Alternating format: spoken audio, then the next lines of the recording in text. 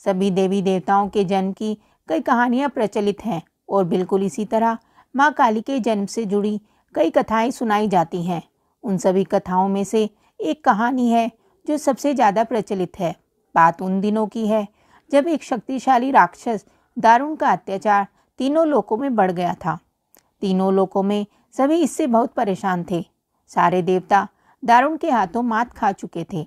दारुण को वरदान मिला था कि उसकी मृत्यु एक स्त्री के हाथों ही हो सकती है। इस कारण सभी देवता हाथ जोड़कर ब्रह्मा जी के पास पहुँचे कि वे इसका कोई समाधान निकालें। इसके बाद ब्रह्मा जी ने एक स्त्री का रूप लिया और दारुण से युद्ध करने चले गए, लेकिन वो भी इस असुर को हरा नहीं पाए। अंत में सभी देवता ब्रह्मा जी के साथ भगवान शिव के पास गए और उनसे प्रार्थना की कि वे कुछ करें। सभी की प्रार्थना सुनने के बाद शिव जी ने मुस्कुराते हुए माता पार्वती की तरफ देखा।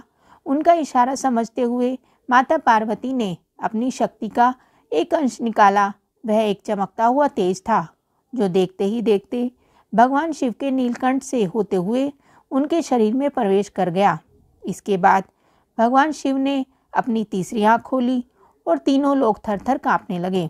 भगवान शिव की तीसरी आँख खुलने के बाद वह शक्ति उनकी उस आँख से बाहर निकली, जिसे देखकर वहाँ खड़े सारे देवता घबरा गए। उस शक्ति ने एक विशाल और रौद्र स्त्री रूप ले लिया था। उनका रंग रात सा काला, गहरा और जुबान खून जैसी लाल थी। चेहरे पर आग सा तेज था और माथे पर तीसरी आँख थी। इस तरह राक्षसों को खत्म करने के लिए हुआ माँ काली का जन्म। इसके बाद उन्होंने कुछ ही देर में असुर दारुण और उसकी सेना का नाश कर दिया। उन सभी दानवों को खत्म करने के बाद भी माँ काली का गुस्सा शांत नहीं हो रहा था। इसके बाद उनका गुस्सा शांत करने के लिए भगवान शिव ने एक बच्चे का रूप लिया और उनके सामने आ गए। भगवान शिव को देखते ही माँ काली का गुस्सा शांत हो गया और उन्होंने उस बच्चे को अपनी गोद में उठा लिया। तो यह थी कथा माँ काली के जन्म की।